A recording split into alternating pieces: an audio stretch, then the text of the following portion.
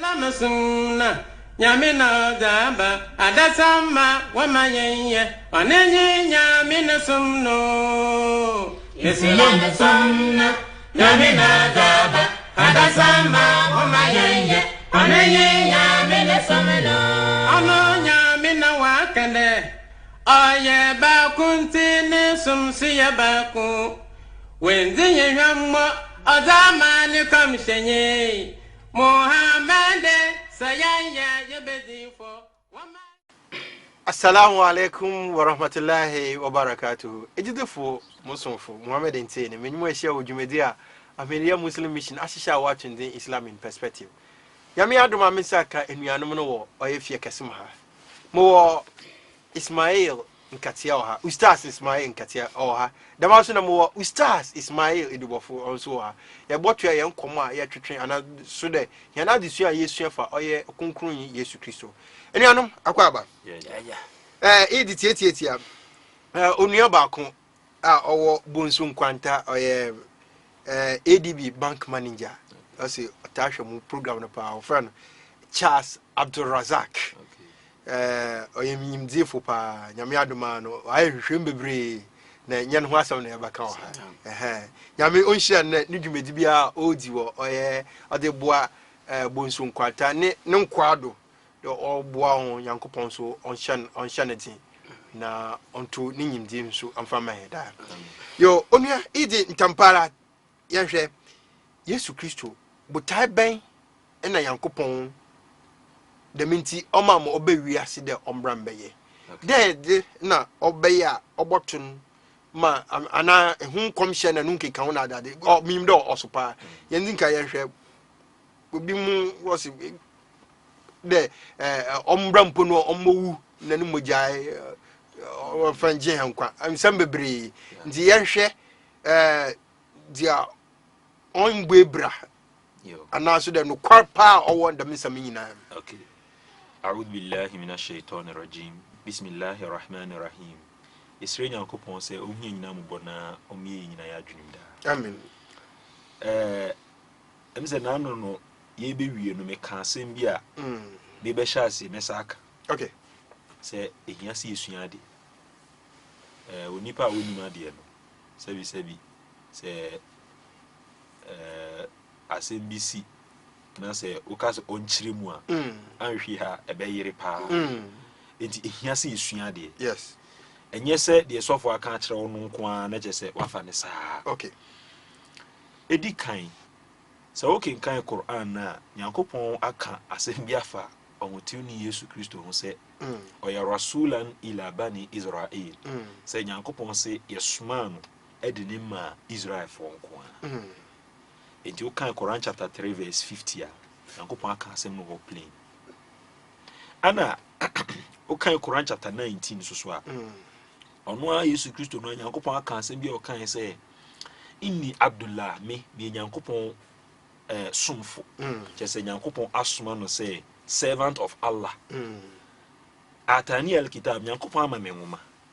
waja'alani nabiyyan ana afi waye mi komishini Allahu akbar enti sa wo pebutaya enti Yankopon de suma anabi Isa ene se Yankopon aye ni komisheni a wama ne enwuma se o mekyerɛkyerɛ Yankopon nsem Allahu akbar we ni butaya Yankopon de suma enti ono anabi Isa no ne butaya ne se omra no meka Yankopon ahenie ho nsem se obi foforo susu ka se Yankopon suma ne se o mewu mfa ne moja anyi wiase a eno no sa nipa no so onya bibi sa afri nyame nwoma mu de mayen ya ye beje adi Allahu akbar na emom sa nipa no de na no ka ne sa keke na onya eso agina so obia na no ansa o ka ne de eno no sabi na yenya ade a yebetimi age atum sa na maka Quran de no yes meka Bible eso so ede okay minu ampa cho yenko Quran chapter Bible Luke chapter 4 verse 42 na yentie asemu a Yankopon aka ewo ho sinade achiye no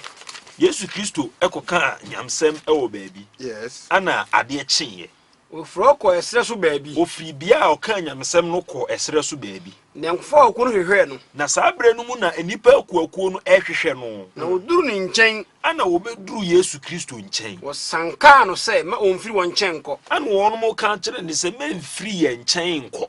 na wɔka kyerɛ wɔn sɛ ana Yesu Kristo ka kyerɛ saa nkurɔfoɔ ne sɛ ɛsɛ sɛ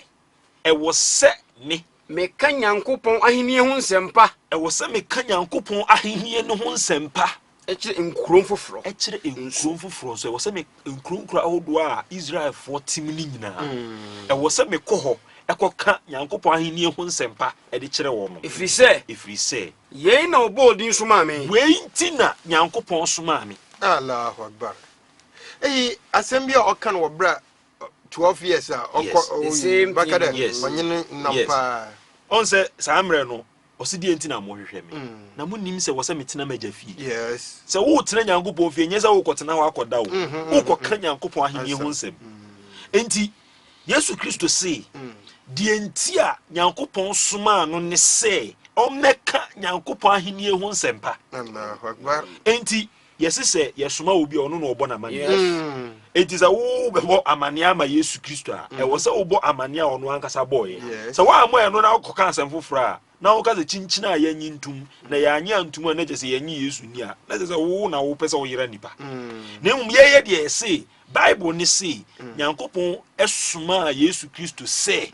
ɔmɛka ɔno Nyankopɔn ahenni ɔno so Yesu Kristo na no ɔno ana ɛbɔ n'amanneɛ enti sɛ ubisa me sɛ Yesu Kristo no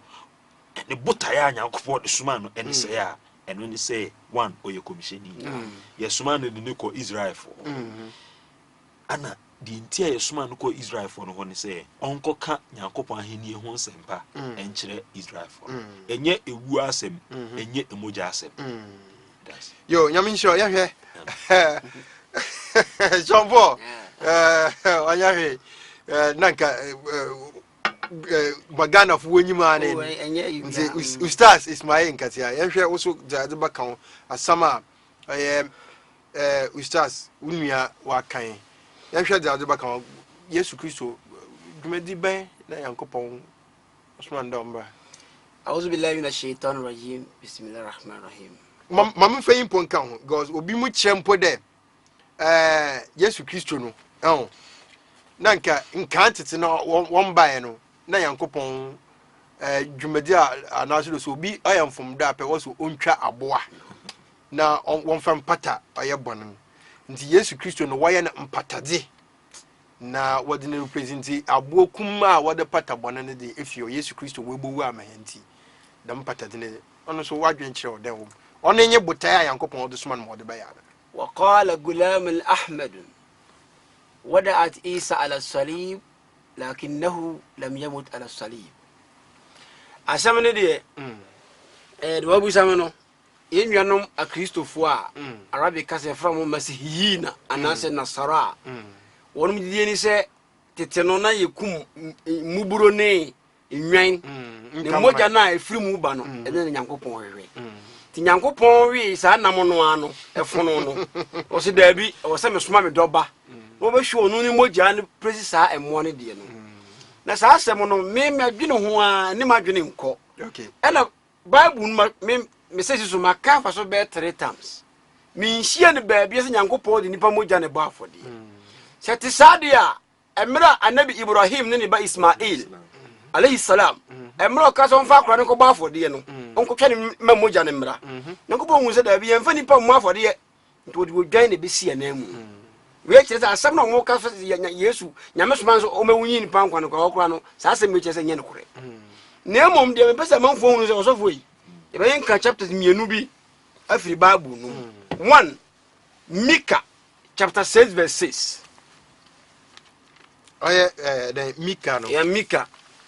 Old Testament chapter 6 verse 6 yɛnti asɛm bi Allah ɛde ne komhyɛni saa ne brɛ no so kasa ɔna nye Micah na Micah we ne twin de ye Micah okay chapter 6 verse 6 o see me ba na anabi yi sa no nya mai na saa asɛm wi yi kyerɛ no okay na ti sɛ no sika no o see ɛdeɛn na memfa mmra Awurade anim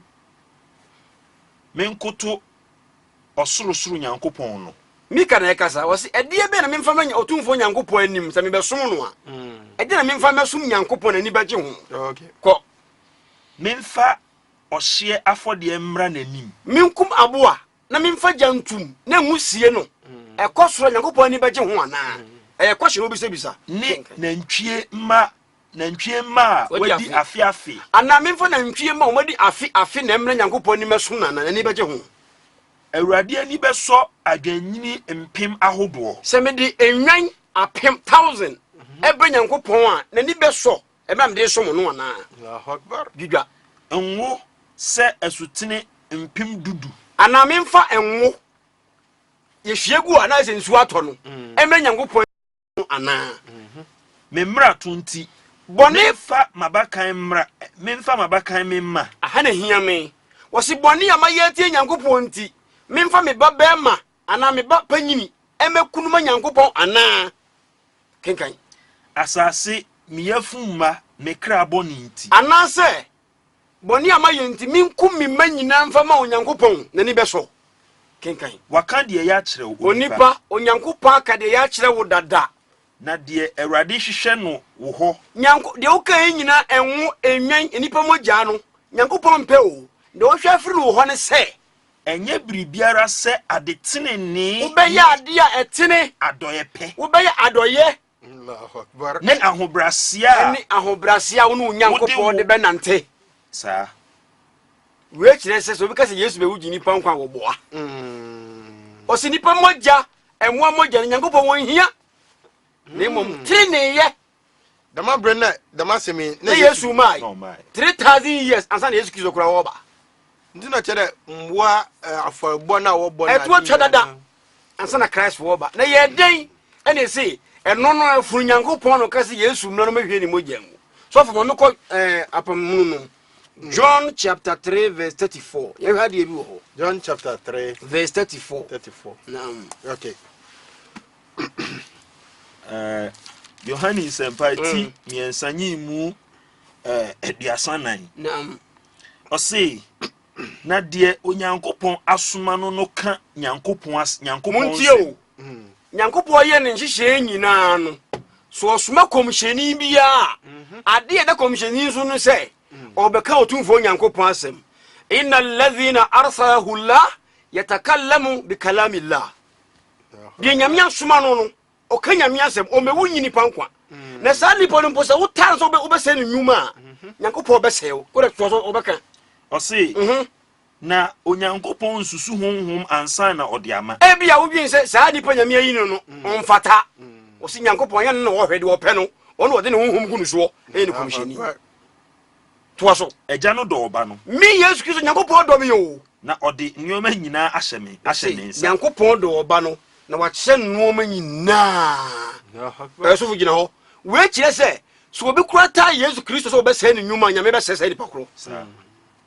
ɛfiri sɛ nyɛ me bible yi mepɛ sɛ yɛ nyɛma kristofoɔ ɔmohwɛyɛ no so obi tumi ɛma yɛ chapter baako pɛ john ɛkɔpem matthew sɛ yesu ka sɛ me yɛsoma me sɛ memmɛwu ɛmpepa amanfoɔ bɔne a ka yɛni case biara sɔfoɔ asɛm na ɔyiyi ansa na ɔde biara sɛ wɔ se nyankopɔn somaa me sɛ memmɛka ahenniɛ no ho nsɛmpa wei nti ne yɛsomaa me me sɛ mekɔ baabi a mena mɛbɔ mama neɛ sɛ o de nti amba sɛ yɛsoma sɛ mɛmɛgye de firi mu hɔ mebɔ mama neɛ yesu abɔ amanneɛ sɛ deɛ soma me ne sɛ memmɛka nyankopɔn ahenniɛ ho nsɛmpa ɛyɛ den ɛnam sɛ wobɛwu agye nnipa nkwa mentwawa no ɔhu sɛ saa asɛm a yesu kristo ka no luke 4:42 asɛm korɔ no a na nyankopɔn ɛka no wɔ ha asɛm a wayi ɛyɛ John chapter 3 verse 34 ɔsi na deɛ onyankopɔn asoma no ka nyankopɔn asɛm ɔmɛwu nyi nipa nkwa yesu kristo so se yɛsoma me sɛ na ka nyankopɔn ahenni ho nsɛmpa ɛnjɛ ne kasa no mbo ebra dabi na ɔsɔ yi yɛnhwɛ tam no ba tam kakra wo yɛnhwɛ adeɛ bi ɛmra Christ wɔne Jewfoɔ no hyiaeɛ yɛnhwɛ deɛ nti yɛsoma no na ɔka kyerɛ Jewfoɔ no John chapter 8 verse 37 mona munti asɛm yɛ atiefoɔ John chapter 8 verse 37 ɔse Yohane Nsempa eti wo twenyi mu aduasa nson. Minim se mo ye Abraham asefo. Yesu ni jufo no hia ana wo ka kire won se ana alamu annakum zuratu Ibrahim. Minim se mo ye Abraham asefo pa mo ji Abraham die. Nanso mo hwehwe me akume. Nanso mo pa me akume. Efiri se masemu nsene mumu. Was inna kalami ma wudi lahum fikum. Men sama me na mo ka no. Mumpe. So wo mumpe Yesu akunu no. Eye nsam no mumpe anase nyame na so be wonye wonkwa. A very big question I will see answer. Very, very big question. Say ya would no mani gu anywhere. Omo mfrem mu say answer ma yen. Was men sam nsene mumu. Eni ntra mo pa me akume. Na so foi point ba ko no say Yesu ewu nti no ba ya osan ko frɛ suafo no say Peter John di ntia me ba ya ne say me bewu ka mumu nkume enka nya atanfo na bekum Yesu Kristo so kakra o say die mahunu no agya no nkyɛn na meka yo Yesu Kristo mo kan very important o say me Yesu asɛm mo a me ka me kyerɛ mu no de mahunu magya nkyɛn ena me ka kyerɛ mu na mo de mo ye de moate no agya no mo agya nkyɛn mo de papa mo asɛm a mo ka kyerɛ mu ena mo ka me di Nyankopɔn kyerɛ na mate asɛm na me ka kyerɛ mu enso mo nyimi ni na kyerɛ sɛ ewuo no a wɔno mpɛ so wɔn kunu no ɛyɛ ade a wɔn na agya ana wɔn ate nkyɛn enti wɔbɛkyerɛ agya korɔ very good agya korɔ a wɔkyerɛ wɔn so wɔn mekunu ko so safo obuase no sɛ ana ombuase Yesu Kristo sɛ yɛn agya ne Abraham tie wɔ sɛ ajabu abuna huwa Ibrahim ora ya ka kyerɛ sɛ yɛn agya ne Abraham Yesu ka kyerɛ wɔn sɛ ana Yesu ka kyerɛ wɔn sɛ sɛ mo yɛ Abraham ma law kuntu awlada Ibrahim sɛ mo yɛ Abraham ma anka mo bɛyɛ Abraham nyuma ka mo bɛyɛ de Abraham yɛ ni bi Abraham yɛ wodi ni Eyimbere sama abapa o we ɛyɛ give and take na afei mo rehwehwɛ me akume tio walakinna anta tulubuna ataktuluni mo pa me akume so mo so mo ya Abraham asefo we na yɛ wɔn agya no wɔn agya nyuma na wɔn bɛyɛ ɛno no mo pa me akume so mo ya Abraham asefo dabi Abraham so wenze we no me ba yi na Kristofo asem we o Bible we nansia na meto enche bia meto 150 e wo wudi dem the same thing hwe hu se Yesu na wo nti na obaye ni mission se obekasa ni pa nyankwa ena nipa bi ti asem no omu tie se ema asem no nkoso nti zadi be wo wu satanfo no kunu a ebedage wo nkwa wona na etufo na obi dia baba wona na pawu a enkwaje be ni wo mu ko omama wona na nka ne nsem nyina nipa I was say wo wisu wadwene de ente wo nipa nyankopɔ ma wadwene because temuda no e wo hono mu a esipi enti se yede njeji bia kyerɛkyerɛ se emfiri Yesu Kristo a hwɛ ni yie ne to na mawofro wentire ya bre yes besa so esi hodo sisu biem Yesu ka kyerɛ wɔn sɛ sɛ mo yɛ Abraham ba anka mo bɛyɛ Abraham nyuma very good na afei mo rehwɛ me akume kenkan mia makamo no kra mate no Nyankopɔn nkyɛn also asem enka ho ka English ni ma me ankampe ho kakra na English no asem bi wo ho no verse na odu no so verse 40 okay kan English na me hwade asem a ye kan no John chapter 8 na ye duru verse 40 verse 14 no se me kan brofo no ema no o say but now ye seek to kill me mo pese mo kume a man tio that has told you the truth mi onipa ana mi bema wa ana insana kad kalamtu bil haq which I have heard from head of God allazi sami'ahu min Allah this Abraham did not do me nipa makam no kura mati ni Nyankopɔn nkyɛn nyimpa de twi no mu yi nipa ne firim ntina me se onka English ne nipa entiase mo onka twi ne bi o say 40 one verse 14 o say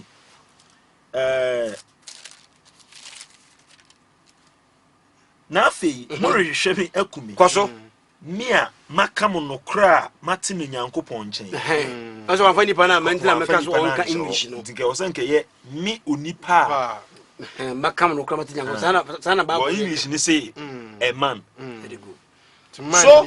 sa aye ye kan kyerɛ sɛ Christ ni mission ni nya die for mankind se ewu a enko pere se o we mu bekumi meja se me me sa ade dada nti mu kumi na nkwa de ne mra wo hwe nkoma we ya o eya ni biri nkoma pa wo no mu ji bi ko mba se ni djuma sei na yegusu kan sem na ne be yin sem wo ba buru ma kire se eni be fo so me se Yesu adwuma ne mu Nyankopɔn so ma kwan e ma sa de ne nkoso wan primo mu ntimi nkuru wa se nwa no so ai de ba buru be kire ne ko nyina be kire if se sa sem we so ka Yesu be wo ju won kwan na we no na e baba buru mu be ye den so foi me fa last one be so be mu a me ba o answer na the last one we na nkasa kra ye kan asem bi to aso onse we di kan aka say sa ekum no a on pese o mu kunu no eye won mo agya nom enwuma na agya kro no okay ko so say mo ye mo agya enwuma na wo say no say agya ni Abraham wa anwo ye adwamamu mu ba so ase mi nchim kakra ya na be beredwini say muslimfo say Yesu eye adwaman the whole world enwuma a different Jesus Christ was asem no Quran Allahu Akbar Jufo ne say yede ya nwo adwama momo agya ba ko na yowo onu Onyankopon nti Jufo no ho no wo kadam no so ma me akọ bodwo enya muslimfo na gano Quran na je say asem no nya no kore so foto aso o see ena Yesu si won say se mo agya ni Onyankopon a anka mo be dome wati o Allah ne say omo no no omo no no nti na omo pese omo ye den o so o he ne waduru no medru verse 42 fe asem no awra wo say fakala lahum Isa law kana abakum se Yakobo ye maja tio law kuntum tuhibbunani kamo beddo me Yesu Kristo oni ba wo da no nkunu o o ma nko hell 3 days masala mo ka Yesu ko hell 3 days no o se kamo beddo me e bi se agya no na suma me o man hye me okay o see na o see se mo agya ni Onyankopon a kamo beddo me e fi se na me de me firi Onyankopon mu na me bai na manyadan na nso enye me na me hye me ho me bai wona ye den na ono na osuma me what se mo de Nyankopon de yanka mesma mo kan o so ka mo timase e fi se me mo me tiri nka asem bia nyame na osuma me no ne nsem na me ka kire mo verse 43 kenkan adenti na montime kasa ase adenti na sma me ka mo ntiase efri se montimi ntie masam no da mo de mo hanam ehia me no ye be ka asem mo de mo agya mo firi ni mu no ne oponsam what ai mo agya mo firi ni mu no woni obonsam na mo agya no akono de mbose mo yo yes o say na mo agya no akono de na mo pese mo yo so gina ye nchechense bi mu ha Yesu afa nkrofo de say awudi no mbose mu dinu no eye bonsam nyuma sa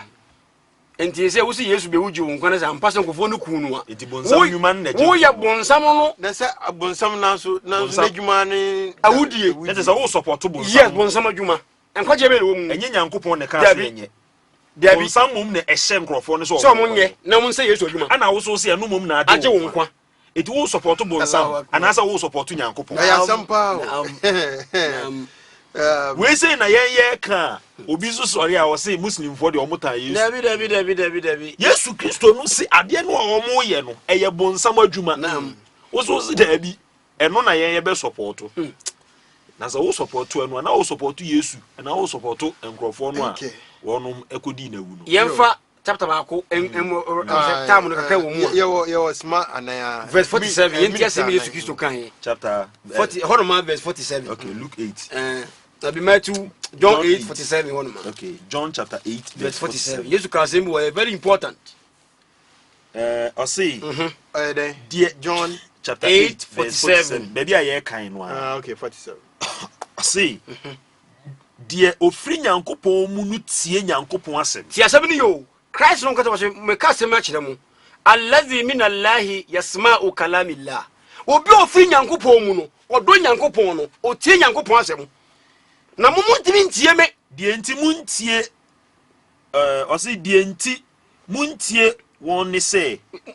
de enti a muntie san krofo na o mu firi Nyankopon mu ne se mumfiri Nyankopon mu what innakum lastum min allah mumfiri yame mu ntina mukum sa komshefo no na mo se mukum mi Yesu Kristo we kire se Yesu Kristo pese wo kire chidifo no mo ya Kristofo no se enye wo nti no oba ye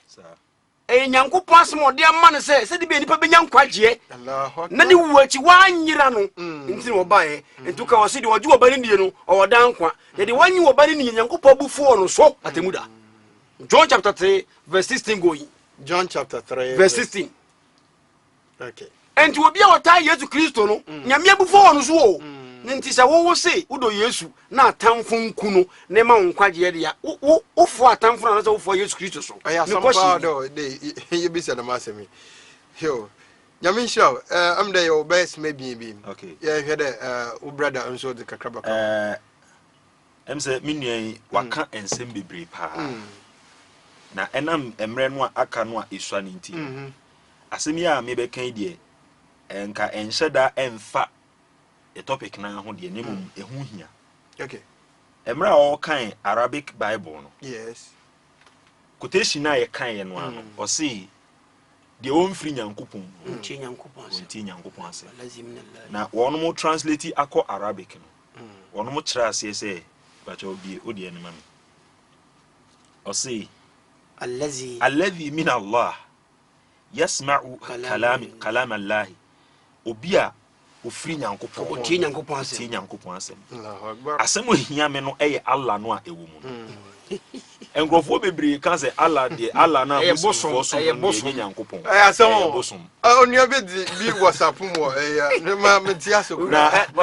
akonya ba very important na mo translate Bible na kwa Arabic mo de Allah beshi na mo nim say Allah na e bosom a ana mo de Allah akoshe ho so na condemn wonu mo Arab man no Arab kasa no Allah ye God enti Kristo ni say okoesi a omuso nyame omuka Allah na so na omunya muslimfo so uko Syria ni Egypt no ni ade a ye wa Kristofo ho no a omo ye Arab fo no a Arab ni beka Allahu Akbar ne kasa no language e cha de nyina yes enso e bia no onye muslim ni so ho enti we ndi me di betwa mu kwa na de hia me ne say yen yeti hei no yasem a ye ka a enumum na ehye Yesu Kristo animunyam eni say Yesu Kristo no atamfo no a womo pɛ sɛ wɔnom bɛyɛ bonsam adwuma no a bonsam adwuma no ni sɛ wɔnom bɛpɛ sɛ wɔm bɛku no nyankopɔn ama wɔn kwan abɛku ɛm sɛ menua ya ka sɛ yɛ wɔn nsɛm bebree a yɛbɛyi ɛnkɔmhyɛ paa ɛwɔ hɔ ɔno nya de abɛpɛ dɛ ɛfa Yesu Kristo ne ho na dwuma a obeye ekwan a atamfo nde ne befa so ene ekwan a nyankopon befa so agye ne nkwa no nyankopon ya aduma ne nyina ye beyi na de memi ka ede asi ho ne se nyankopon aka asem bi ewo Deuteronomy se obi a yebekum odua so no wadane nyankopon no ni Deuteronomy 22:21 ana Yesu Kristo so on pese o mde ne kobodua so kum no ana Yesu Kristo sa de no on pese o ye ne enya bonsa adwuma enti anuanom mbe support Yesu ana o support dia awudifo na o moya bonsa asam sabeo yo damabre mama mode mo numbers ne egu aye mfonyin no de bi ma na so de mo akama ya na hwefo no nyina so wate bimu no wache de dano de na mode to do no na am da mo kan ntam dodo nti mo nto mo bo ase na mo fongudu nti and the men start number no ye 0247 666 221 sidibi mo 0247 666 221 okay yamin shira is the idea 0543 564606 0543 564606 and 0508 437 477 0508 437 477 yo nyamin shamo am da hana ebreba mahema yedimosi